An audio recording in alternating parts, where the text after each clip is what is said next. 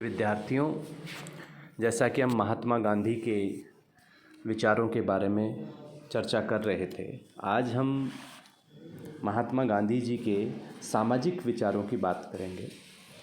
जैसा कि मैंने उनके आर्थिक विचारों की बात की, उनके राजनीतिक क्षेत्र में उनके योगदान, उनके विभिन्न आंदोलन, सत्याग्रह, सत्य अहिंसा, उन सब की चर्चा की।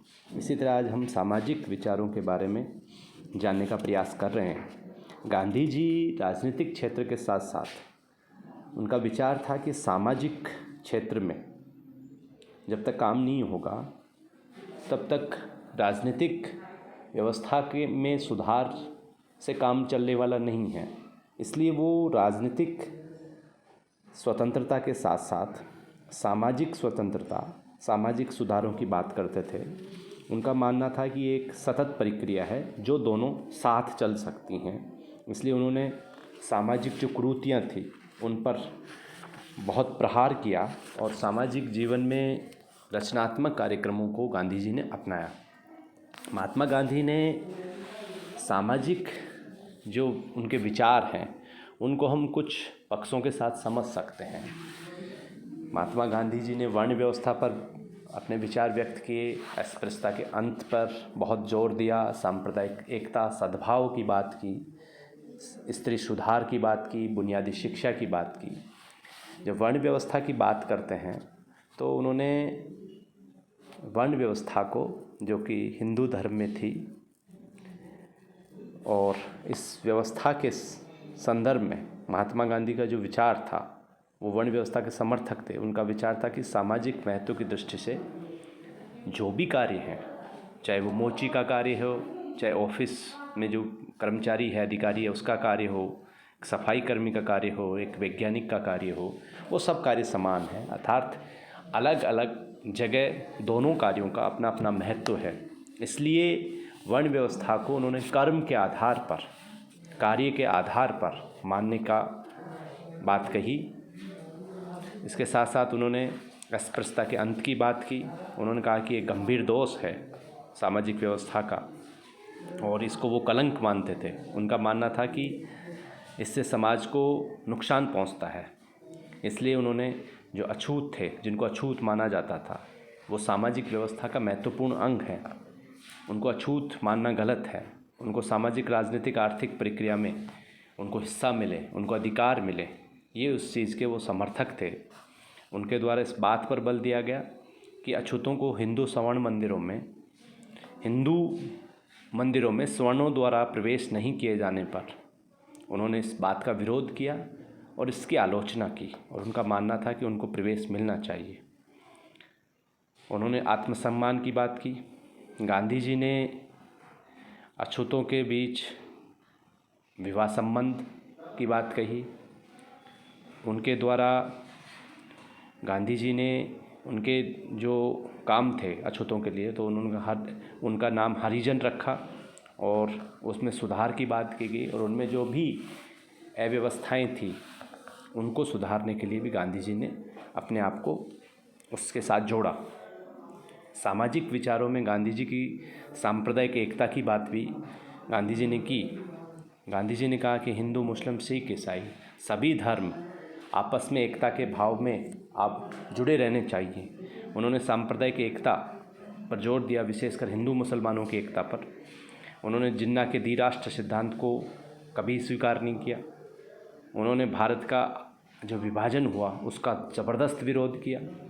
यहाँ तक कि जब भारत की आज़ादी हो गई थी और बंगाल, बम्बई, जहाँ भी, पंजाब, जहाँ भी दंगे हो रहे थे, वो स्वयं आज़ादी की तरफ ध्यान नहीं देकर उन दंगों को शांत करने का काम करने का प्रयास कर रहे थे। उनका मुख्य मकसद था कि दोनों धर्मों में सद्भाव बना रहे। इसलिए उन्होंने इस संदर्भ में भी बहुत प्रयास किया। इसी के साथ साथ उन्होंने स्त्री सुधार पे, जैसे राजा राम मोहन राय ने स्त्री सुधार की दिशा में बहुत उल्लेखनीय काम किया, ऐसे ही महात्मा गांधी, जो स्त्रियों की दृष्टि पुरुषों की तुलना में हीन थी, उन्होंने समानता की बात की। उन्होंने कहा कि जब तक स्त्रियों को बराबरी का दर्जा नहीं मिलाया जाएगा तब तक सामाजिक विकास संभव नहीं है। उन्होंने पर्दा प्रथा, बाल विवाह, देवदासी प्रथा आदि को समाज के लिए कलंक बताया, नुकसान बताया और इन सभी व्यवस्थाओं के कानून के द्वारा परिवर्तन की बात कही। इसी तरह महात्मा गांधी ये चाहते थे कि स्त्रियों को पुरुषों के समान अधिकार प्राप्त होने चाहिए। आर्थिक दृष्टि से भी स्त्रियां स्वतंत्र होनी चाहिए, उनको स्वायत्तता मिलनी चाहिए और वो घर के बाहर भी पुरुषों के साथ मिलकर काम करें। ये उन्होंने इस बात पर जोर दिया। उन्होंने कहा कि स्त्रियों का कार्यक्षेत्र घर नहीं है बल्कि बाहर भी है। बुनियादी शिक्षा पर बल दिया। शिक्षा के क्षेत्र में गांधी जी का महत्वपूर्ण योगदान है। उनका विचार था कि शिक्षा का उद्देश्य शरीर, मस्तिष्क और आत्मा का समन्वित विकास है। इसलिए उन्होंने अंग्रेज़ों के द्वारा स्थापित शिक्षा जो थी उसमें उसको दोषपूर्ण माना और उनका मानना था कि भारतीय युवकों को शारीरिक, बौद्धिक और आत्मिक विकास की जब तक शिक्षा नहीं दी जाएगी तब तक उनका विकास संभव नहीं है। शिक्षा का माध्यम उन्होंने विदेशी भाषा होने के कारण जो समाज को जो नुकसान पहुंच रहा है उस पर भी उन्होंने प्रहार किया। देश की आवश्यकताओं की दृष्टि से उन्होंने एक नवीन शिक्षा प्रणाली का सुझाव दिया जिसको बुनियादी शिक्षा के नाम से जाना जाता है। इस बुनियादी शिक्षा के अंतर्गत प्रत्येक विद्यार्थी को मूल रूप से कोई न कोई दस्तकारी सिखाई जानी चाहिए ताकि वो अपनी आजीविका को चला सके और सब विषयों के साथ सहसंबंध होना चाहिए। अर्थात गांधी जी ने बुनियादी शिक्षा के अंतर्गत कहा कि बच्चों को कुछ न कुछ ऐसी शिक्षा दी जानी चाहिए जिससे कि वो अपना विकास कर सके, अपने भविष्य का निर्माण स्वयं कर सकें। इसलिए उन्होंने दस्तकारी शिक्षा की बात कही। शिक्षा का माध्यम मातृभाषा हो, ये उन्होंने बात कही। शिक्षा स्वावलंबी हो, अर्थात विद्यार्थी जिस दस्तकारी के आधार पर शिक्षा प्राप्त करते हैं उस दस्तकारी से विद्यार्थी जीवन में उसके बाद उनका आजीविका या भरण पोषण चल सके। तो गांधी जी सामाजिक व्यवस्था के अंतर्गत, चाहे वो वर्ण व्यवस्था हो, अस्पृश्यता के संदर्भ में बात कही हो, सामाजिक एकता के संदर्भ में बात कही हो, स्त्री सुधार के संदर्भ में बात कही हो, बुनियादी शिक्षा के संदर्भ में बात कही हो, उनका एक समन्वित दृष्टिकोण था और उनकी एक स्पष्ट मान्यता थी कि सामाजिक विकास के बिना राजनीतिक विकास की कल्पना नहीं की जा सकती। उन्होंने बहुत मौक़ों पे कहा जब तक समाज का विकास नहीं होगा, समाज पिछड़ा रहेगा, समाज में अनेक दोष रहेंगे और राजनीतिक स्वतंत्रता स्वराज मिल जाएगा तो स्वतंत्रता का कोई अर्थ नहीं है। उनका स्पष्ट मानना था कि जब तक राजनीतिक स्वतंत्रता जो है उसका उपयोग या उसकी मान्यता, उसकी पूर्व शर्त सामाजिक स्वतंत्रता है। इसलिए उन्होंने राजनीतिक स्वतंत्रता से पूर्व सामाजिक स्वतंत्रता पर बल दिया।